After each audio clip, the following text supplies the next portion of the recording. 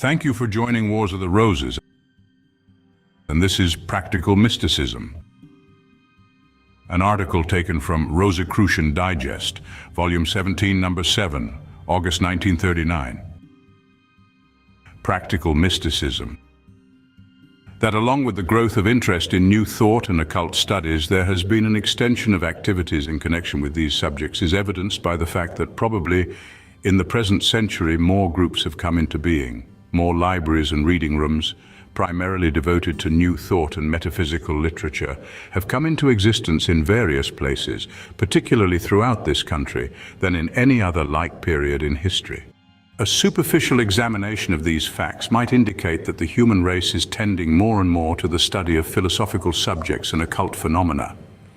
This, if true, would be encouraging, as certainly in the progress of man and in his development there should be more and more evidence of interest in man himself as opposed to his continued materialistic interests.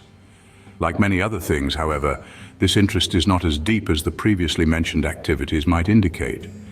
Many people easily grasp a new idea, particularly if that idea has met the approval of a group of fellow human beings, merely because others have evidenced interest.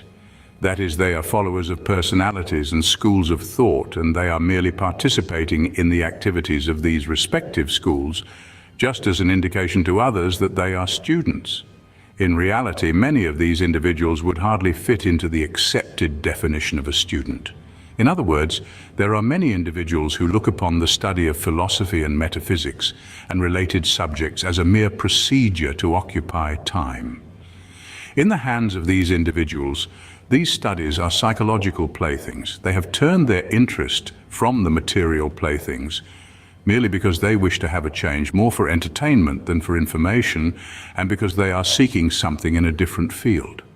Some of these individuals are over-enthusiastic. They sing high praises of the school or personality whose teachings and principles they have adopted as theirs. They become so enthusiastic that they literally overflow with information concerning this work, and in some cases become so enthusiastic that their comments have rather the opposite effect than they would wish to have upon those who are contacted. In other words, such a person may become an individual to be avoided rather than one whose friendship we would wish to cultivate. It is quite evident to a serious student of any school of thought that teachings resulting in this type of reaction cannot have a very profound hold upon the individual. This is not meant to be a reflection upon the part of any system of teaching or school of thought in regard to the worthiness and high ideals of the system of thought or the individual teaching a philosophy. The worthiness of a philosophy will not always be reflected in the activities of its followers. Many who merely participate in the study of the occult, for reasons I have already referred to, may be working with those who are conscientiously trying to gain knowledge and the ability to apply knowledge in their everyday lives, while others have no serious intentions. The important factor which should occupy the attention of any serious student is the effect this type of student has upon the neutral or apparently uninterested observer. In the mind of the average person, the activities of these individuals have tended to lower the value and purposes of conscientious study of philosophy and related subjects. In other words, in the popular vocabulary, mysticism and occult philosophy are immediately related with these superficial individuals, until a conception arises in the minds of many people that no one really takes the study of philosophy seriously, that mysticism is an impractical and intangible thing that is very satisfactory for those who have nothing better to do. But for the hard-working man or woman, either in professional fields or in any other endeavor, mysticism has no place. The answer to this should be that the conclusions are built upon a false premise because, in the first place, a mystic or philosophy of life which is not practical is not mysticism. It is probably only the interpretation of an individual after being exposed to a course of study of one kind or another. The object of these comments is primarily to bring our attention to focus upon the point that in the past, those who were serious students have let this conception instill itself into the minds of others to counteract it. They have made no effort to bring about a change in regard to the attitude that should be adopted when considering the true place of mystical philosophy in our modern world. The serious student has often been amused at the activities of one only superficially interested, and in this way he has contributed to the continuance of the belief upon the part of many that a mystical philosophy is only something to occupy one's time when there is nothing constructive to be done. Therefore, we must face the fact that the condition we might as well acknowledge as existing cannot necessarily be remedied by pointing out the shortcomings of certain individuals' interpretations.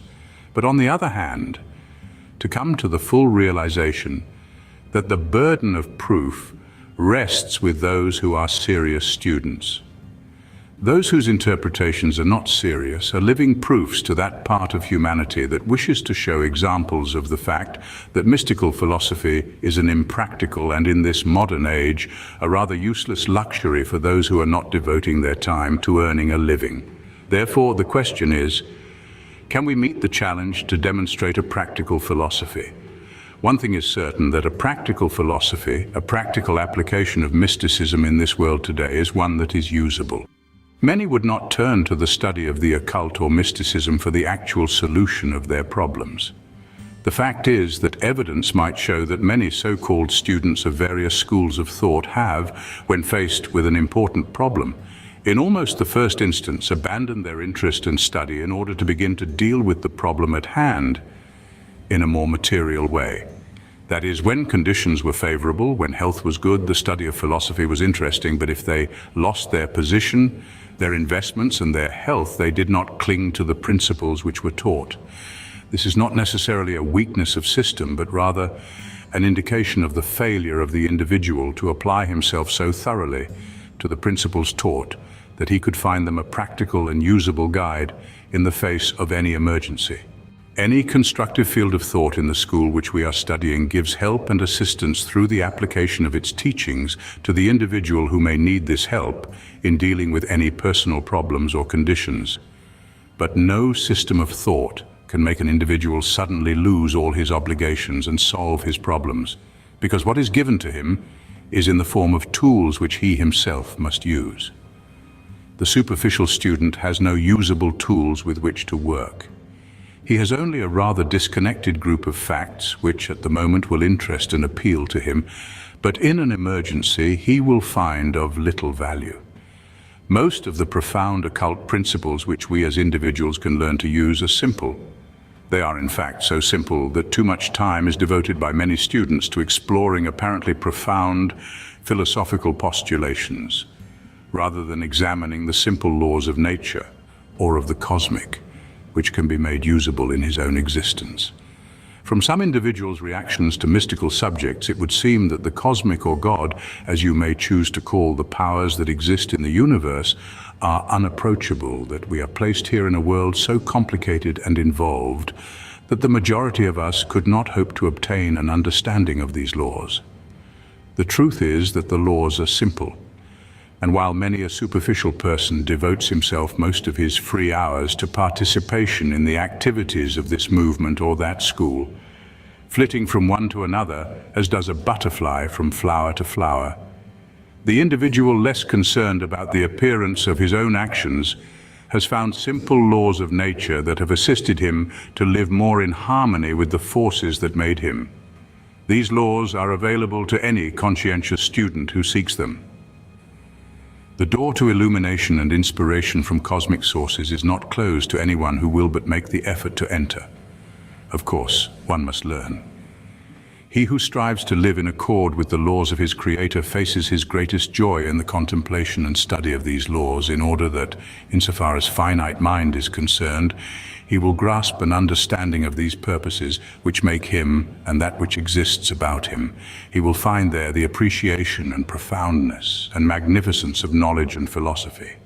He will be thrilled by the beauty of ritual and ceremony as aids in preparing him to better understand the principles which he seeks.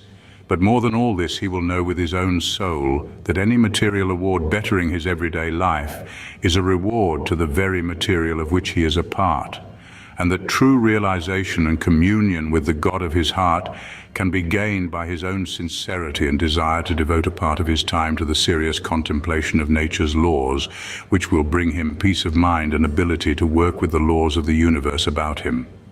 To assist all those who so aspire to this understanding, the Cathedral of the Soul was established, that they, without awaiting the necessity of material arrangements or physical manifestations, could meet with others who aspire as they do to the understanding of a practical mysticism. If you wish to give a little more of your time to the contemplation of the laws of the cosmic, join with those who attune themselves to the cathedral of the soul. Only request that the book Liber 777, which explains more fully the methods and purposes of this unique activity, be sent to you. Thank you for watching, and please don't forget to share, like, subscribe and comment. And if you can, please consider donating to Wars of the Roses. Links to PayPal and Patreon are in the description. Thank you so very much.